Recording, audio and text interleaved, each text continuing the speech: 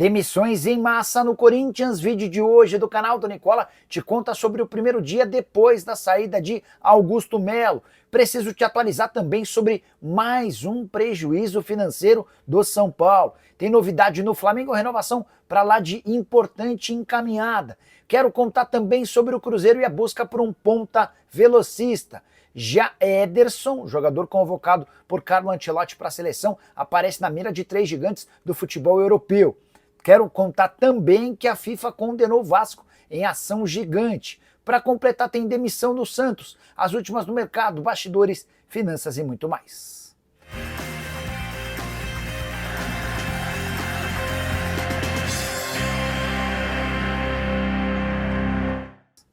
Fala aí pessoal, sou Jorge Nicola, bem-vindos a mais um vídeo do canal, sempre bom ter vocês por aqui. Se perder tempo, pedir para deixar like, se inscrever no canal e ativar as notificações. Bora direto pro giro de notícias, e a primeira informação é sobre o Palmeiras de Estevão, que faz sua última partida em território brasileiro com a camisa do Palmeiras nesse final de semana, confronto super importante contra o Cruzeiro no Campeonato Nacional. Já a recuperação judicial da minha portuguesa deve fazer com que as dívidas do clube sejam reduzidas em 73%.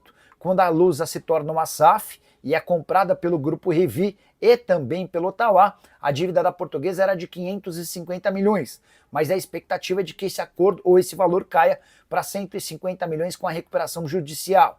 Já Carlo Ancelotti quer assistir a 3 jogos em loco nessa semana, o primeiro deles nessa terça-feira no Newton Santos, Botafogo e Universidade de Chile, pela Libertadores da América. Na quarta, Flamengo e Tátira. No final de semana, Corinthians e Vitória na Neoquímica Arena.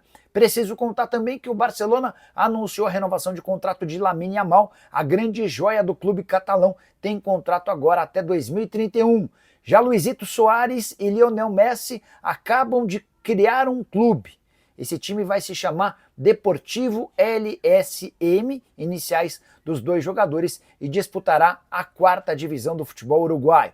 Para completar, quero contar ainda que o Botafogo teme a invasão da torcida da Universidade de Chile na partida dessa noite. Os 2.000 ingressos para chilenos já foram comprados e há informações de que pelo menos 1.500 ingressos foram adquiridos por torcedores chilenos no espaço reservado para botafoguenses. Bora falar agora sobre uma demissão no Santos. Contei para vocês como exclusividade na manhã dessa terça-feira sobre o pedido de demissão de Pedro Martins. O CEO do clube decidiu deixar o Peixe 6 meses após ser contratado. E essa decisão foi tomada depois de um encontro com o presidente Marcelo Teixeira. Na semana passada, o Pedro havia colocado o presidente santista contra a parede, algo como: presidente, para profissionalizar o clube como eu acho que precisamos afastar pessoas, contratar outras e mudar processos. Se o senhor topar, beleza. Se o senhor não topar, me avisa que eu vou pedir demissão. Marcelo Teixeira preferiu contemporizar, dizendo que algumas das pessoas que precisariam ser demitidas não poderiam sair. Diante desse cenário, Pedro Martins se antecipou e pediu a dispensa do cargo de CEO do clube. Entre as mudanças pretendidas pelo Pedro Martins, muitas nas categorias de base, na avaliação do agora ex-CEO do Santos, é talvez o setor que mais precise de mudanças. Pedro, que já havia dado uma entrevista forte algumas semanas atrás, mostrando que a estrutura e a forma como o Santos é conduzido dificilmente permitiria que o Peixe se tornasse competitivo como os principais clubes do país. Só para completar, é importante contar que o Pedro vem do Botafogo como campeão da Libertadores e Brasileiro e também passou pelo processo de reestruturação do Cruzeiro na época do Ronaldo Fenômeno. A última sobre o Santos: o Peixe lançou nas últimas horas seu novo uniforme azul, em homenagem a Neymar, jogador do Santos. É só no Peixe que essas coisas acontecem. Em geral, você homenageia aí jogadores, conquistas. No caso, o Santos homenageia um atleta que faz parte do próprio elenco. Preciso falar agora sobre o Vasco da Gama. Péssima notícia. A FIFA decidiu condenar o Cruz Maltino depois de processos movidos por Ramon Dias e Emiliano Dias, técnico e auxiliar que trabalharam no Vasco, levaram aquela disputa com o Cruz Maltino para a FIFA em relação à demissão.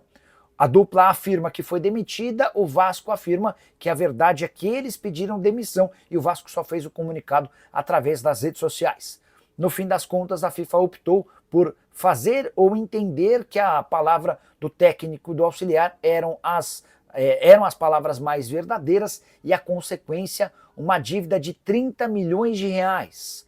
Ramon Dias vai ter direito a 15 milhões e 700 mil em multa, além de 860 mil em verbas rescisórias. Já em relação ao Emiliano Dias, multa de 13 milhões de reais e mais 644 mil em verbas rescisórias. Enorme prejuízo para um clube que já não tem dinheiro há bastante tempo. Bora de informação exclusiva, fui o primeiro a contar que Matheus Cunha trocaria o Wolverhampton pelo Manchester United. O negócio acabou acontecendo, certo? Conversando agora há pouco com o André Cury, empresário do volante Ederson, de 25 anos de idade, e uma das novidades na lista final de convocados de Carlo Ancelotti para a seleção brasileira, ouvi do empresário que o Ederson hoje está na mira de 3 gigantes do futebol europeu. São eles Manchester City, Bayern de Munique e Liverpool. Os clubes tentam chegar a um acordo financeiro com a Atalanta, clube de Bérgamo que detém seus direitos econômicos. O vínculo só se encerra em junho de 2027, ele está avaliado em mais de 50 milhões de euros e a grande dificuldade se dá pelo fato de a Atalanta não colocar um preço para negociá-lo.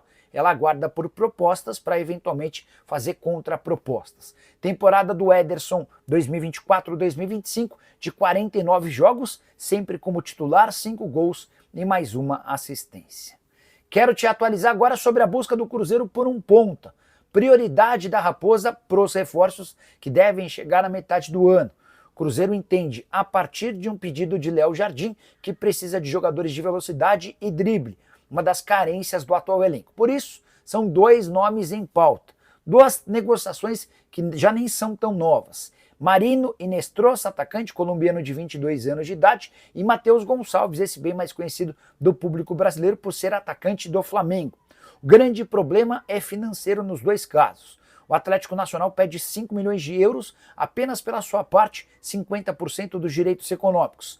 Já o Matheus Gonçalves, na primeira investida do Cruzeiro, o Flamengo respondeu que gostaria de 9 milhões de euros. A estratégia do Cruzeiro a partir de agora é tentar comprar percentuais menores de um ou outro desses 2 jogadores para que pelo menos um desses reforços pinte a partir da metade do ano. Cruzeiro que briga pelo título do Campeonato Brasileiro com Palmeiras e Flamengo e segue vivo na Copa do Brasil. Na Sul-Americana, cumpre tabela na última rodada, o time está eliminado depois de uma campanha vexatória. Hora de falar sobre o Flamengo com renovação de contrato encaminhada.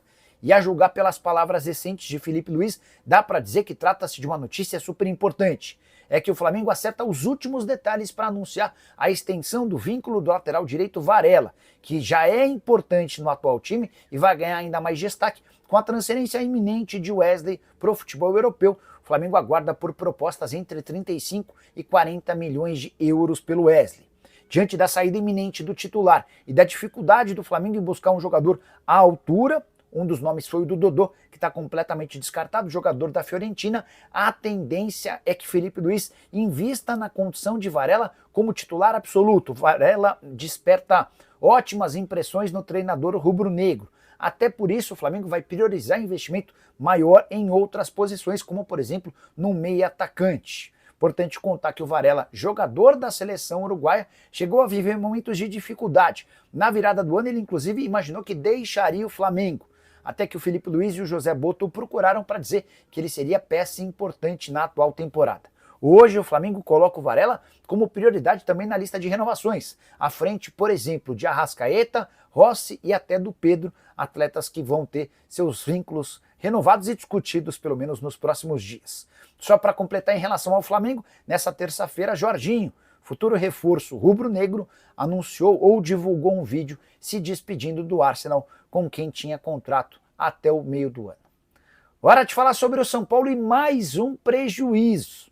Tricolor que registrou 289 milhões de reais de déficit na temporada passada, fechou os meses de janeiro e fevereiro também no vermelho e com um prejuízo grande de 25 milhões de reais. Isso significa que nos 2 primeiros meses do ano, o São Paulo arrecadou 25 milhões a menos do que gastou, o que reforça a importância do São Paulo em buscar contratações, ou melhor, transferências. Contratação é algo que o São Paulo não pode, o Tricolor precisa de vendas no plural. Pelo menos 2, quem sabe até 3, depende muito do volume de ofertas e também do tamanho dessas negociações. O presidente Júlio Casares tem sido muito cobrado por conta da dificuldade financeira do clube, que, para piorar, tem visto sua dívida aumentar. Hoje a dívida do São Paulo se aproxima de R$ 1 bilhão. Se a gente levar em consideração os resultados financeiros do São Paulo entre 2021, 2022, 2023 e 2024, dá para dizer que o prejuízo acumulado foi de R$ 429 milhões. Quero fechar o vídeo para falar sobre o Corinthians, o que já mudou desde a saída de Augusto Melo. O presidente foi afastado após reunião do Conselho Deliberativo na noite dessa segunda-feira. Por ampla maioria, o Conselho Deliberativo decidiu afastar o presidente, que deve sofrer o impeachment assim que os sócios votarem sobre o tema. Pois bem, ainda na noite dessa segunda-feira, Osmar Stabile, que era o primeiro vice-presidente, assumiu de forma interina a presidência do Corinthians. E a partir dessa terça-feira, é ele quem responde em relação a tudo no timão. E uma série de mudanças já começaram a acontecer. Todos os diretores estatutários foram demitidos. Também sobrou para alguns funcionários de confiança, como por exemplo o superintendente de comunicação Thiago Maranhão.